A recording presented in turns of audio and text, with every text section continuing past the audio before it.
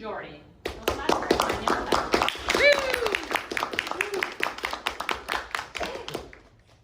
Think of a time when you achieved something grand.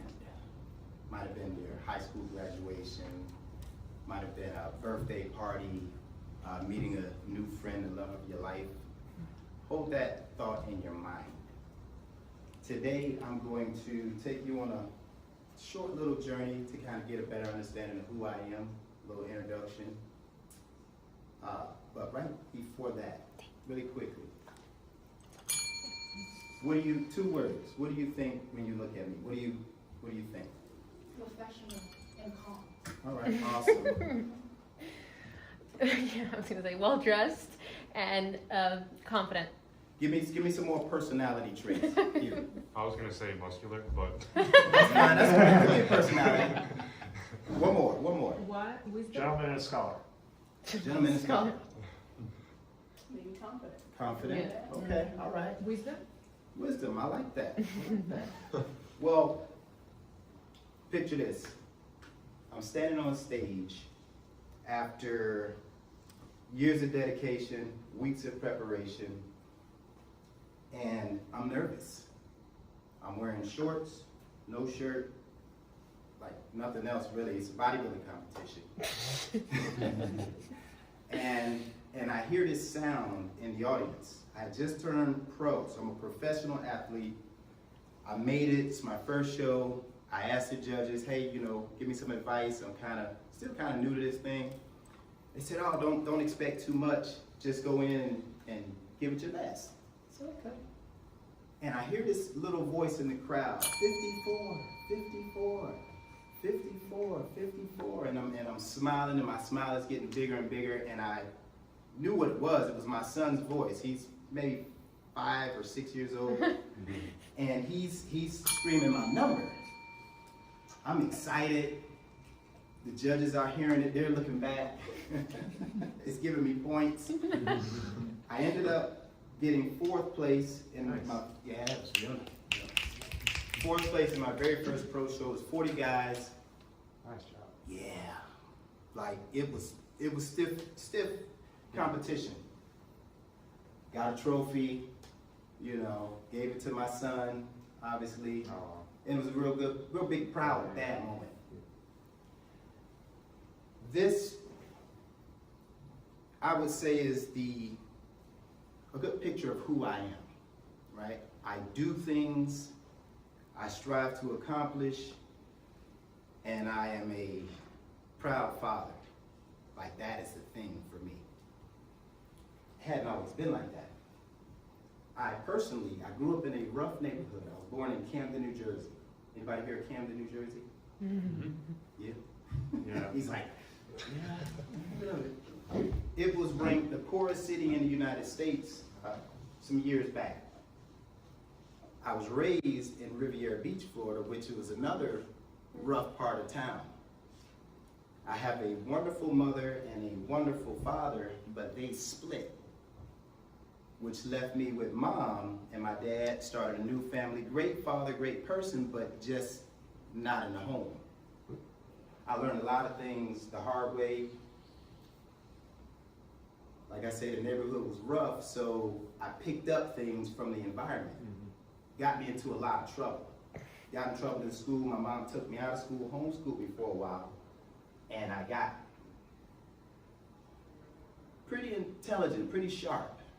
I skipped grades, I graduated early.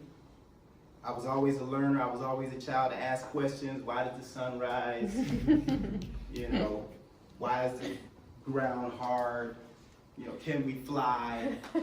Why not? I wanted to figure things out. I was always breaking stuff apart, putting things together. And in school, that was frowned upon. So I got into trouble with the teachers because I would finish the work and got bored, and they're like, just here, take more of this. That didn't sit well with me, so I got into things. The children around me felt intimidated because I was quick and witty. I always had a sense of humor, so you might be the butt of the joke. I got into fights, which led to more trouble. But I ended up getting into programs, juvenile programs. It took me all the way to jail. Yeah. And that's when I realized how real it was. But it was too late to turn back. I didn't change who I was. I noticed a lot of people in there who didn't have the background that I had, so they didn't have the tools to do better. They weren't teaching them either. So I learned and I helped people while I was there, got out, and was determined to help others. And I come from a long line of helpers. My grandfather was a pastor. My grandmother, she's still a national first lady of the church. She was here in Boynton last night speaking. I went to watch her speak. She's a really good speaker as well. So I learned well. I learned how to give. I learned how to share. I learned how to love. But the environment I came up in, it was difficult to express myself. This is the reason why I'm here at Toastmasters. Throughout that, I began to, doors started opening. I turned to exercise and learning as my way of expression, and I shared it with people who could use it. Fast forward to today, I work not far from here, the GEO group, where I went from being in corrections to working for corrections. Now I get to go into the jails, in the prisons, and not only give advice and insight, but I help them on their journey back out, and I walk with them hand in hand. Like, it's a beautiful thing. Got 3 beautiful children, lovely wife, things that, you know, I got a truck, a car, a motorcycle, you know, like stuff. Yeah. I would have never thought that was possible because, like I say, the environment. I heard a young fella say something once. He says, when a plant isn't growing properly, you never blame the plant. You look at the soil. You check the environment. You see if it's getting water, if it's getting sun. We don't do that in society. We blame the plant. The plant doesn't know. It's learning. It's growing.